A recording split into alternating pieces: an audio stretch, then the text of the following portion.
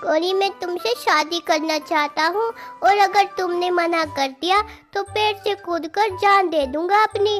चल बे काले कौवे, तू तो बहुत काला है। टुनटुनी, अगर मैं गोरा हो जाऊँ तो करोगी तुम मुझसे शादी? जिसके पंख बहुत रंग बिरंगी होंगे उसी से करूंगी शादी मैं तो। तुम तो बहुत काले हो। जाओ जाओ, मैं नहीं करती तुमसे शादी वादी। अगर मैं अपने पंख रंग बिरंगी कर लूं तब तो करोगी ना तुम मुझसे शादी? वैसे भी मैं 2 दिन से नहाया नहीं हूँ, मैं भी सुंदर सा बनकर आ जाऊंगा। इतना कहकर कालू कौवा वहाँ से चला जाता है। वो सोचने लगता है, अपने पंख रंग बिरंगे कैसे करूं? तभी वहाँ पर चील आ बैठती है। वो चील से बातचीत करने लग जाता है। चील को अपनी सारी परेशानी बताता है। चील दीदी, मैं तो परेशान हो चुका हूँ। टुनटुनी तो मुझे पसंद ही नहीं करती, बोलती है मैं तो किसी गोरे कौवे से शादी करूँगी जिसके पंख रंग बिरंगी होंगे। इसमें कौन सी बड़ी बात है? तुम अपने पंखों पर रंग बिरंगी पेंट करवा लो, फिर टुनटुनी तुमसे शादी कर लेगी। अरे हाँ, तुमने मुझे पहले क्यों नहीं बताया? मैं अभी जाकर अपने पंख रंगवा लेता हूँ। तभी कौवा एक पेंटर के पास जाता है और अपने पंख रंग बिरंगे रंगवा लेता है। मैं तो हो गया रंग बिरंगा। अब टुनटुनी चिड़िया मुझे शादी के लिए मना नहीं करेंगी। अब चलता हूँ टुनटुनी चिड़िया के पास। कौवा खुश होकर टुनटुनी के पास चल देता है। वो कुछ ही दूर चला था, तभी अचानक से बारिश आने लगती है और कौवे पर लगा सारा रंग बारिश की वजह से बह जाता है। तभी वो टुनटुनी के पास पहुंचता है। देखो टुनटुनी, अब मेरे पंख कितने सुंदर और रंग बिरंगी हो चुके हैं। तुम कहाँ से रंग बिरंगी हो गए? तुम तो अभी काले हो और काले के काले ही रहोगे। तुम्हारे पंख कभी सुंदर नहीं हो सकते। मुझे नहीं करनी तुमसे शादी वादी। जाओ यहाँ से, चले जाओ काले कौवे। कौवा चील के पास जाता है और उसे सारी बात बताता है कि टुनटुनी ने उसे फिर से काला कौवा बोला। तुम एक काम करो, तुम चाहो तो किसी और पक्षी के पंख लगा सकते हो, कोई ना कोई तो पंख दे ही देगा। जाओ और किसी परिंदे के सुंदर पंख ले आओ।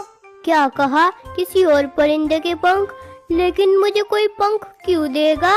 यार, मैं पंख कहाँ से लाऊं? अब सोच रहा हूँ किसी पक्षी के पास जाऊं।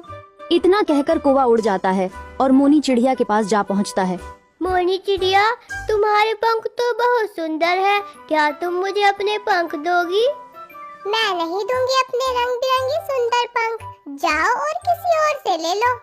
चिड़िया, अगर तुम मुझे पंख दे दोगी तो मेरी शादी टुनटुनी से हो जाएगी। कौवा निराश होकर वहाँ से उड़ जाता है। बेचारा पूरे जंगल में घूमता फिरता एक मुर्गे को देखता है।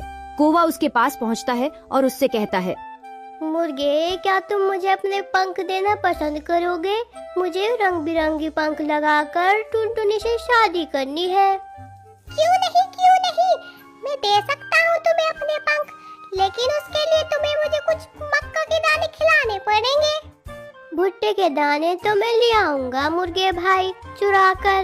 चोरी करने में तो मैं माहिर ही हूँ, तुम तो जानते हो ना। हाँ हाँ, मैं जानता हूँ। तुम ले आना मक्का के दाने चोरी करके। जैसे ही मैं मक्का के दाने खाऊंगा मैं पंख फड़फड़ाने लगूंगा, और जो मेरे पंख फड़फड़ाकर टूटने लगेंगे उनको तुम अपने साथ ले जाना। ऐसे तुम्हारा काम भी हो जाएगा और मेरा काम भी हो जाएगा। ठीक है मुर्गे भाई, मैं अभी जाता हूँ और मक्का चोरी कर कर लाता हूँ। कोए भाई, जल्दी आना, मेरी बीवी मुर्गी मेरा घर पर इंतजार कर रही है। कौवा वहाँ से उड़ जाता है और मक्का ढूंढता हुआ एक मक्का के खेत में जा पहुँचता है। भूख तो मुझे भी लगी है, क्यों ना पहले अपनी ही पेट पूजा कर लूं, मुर्गे को बाद में देखा जाएगा। कौवा पेट भरकर मक्का के दाने खाता है। जब उसका पेट भर जाता है फिर वो मुर्गे के लिए भी मक्का का दाना ले लेता है। तभी किसान उसे देख लेता है। तभी जाते जाते वो कौवे को एक डंडा मार देता है। कौवा किसी तरह किसान से अपनी जान बचा लेता है और हाँफता हुआ मुर्गे के पास पहुँचता है। अगर वो किसान मेरे सर पर डंडा मार देता तो मैं मारा ही जाता। मुर्गे भाई, जल्दी से ये मक्का के दाने खाओ और अपने पंख फड़फड़ाओ और मुझे अपने रंग बिरंगी पंख दो। मुर्गा मक्का के दाने खाने लग जाता है। जैसे ही मुर्गे का पेट भरता है वो पंख फड़फड़ाने लगता है, फिर उसके पंख टूट कर गिर जाते हैं। कौवा बहुत खुश होता है। कौवा पंख लेकर अपने घर की तरफ निकल पड़ता है। अपने घर जाकर वो सोच में पड़ जाता है। अरे ये पंख तो एक ही साइड के हैं। टुनटुनी तो दोनों साइड पंख देखेगी। अब मैं दूसरी साइड के पंख कहाँ से लाऊं? चलो फिर से पंख ढूंढने चलता हूँ। कोई ना कोई तो पंख दे ही देगा। तभी कौवा जंगल में पंख ढूंढने निकल पड़ता है। वो मीठू तोते के पास जाता है। बताओ बताओ कैसे आना हुआ कौवे? मीठू मीठू मेरे प्यारे दोस्त, मीठू भाई, मुझे तुम्हारे पंख चाहिए क्योंकि मुझे ऐसे सुंदर पंख की जरूरत है। ठीक है, तुम्हें अपने पंख तो मैं दे दूंगा, लेकिन उसके लिए तुम्हें मेरा कुछ काम करना होगा।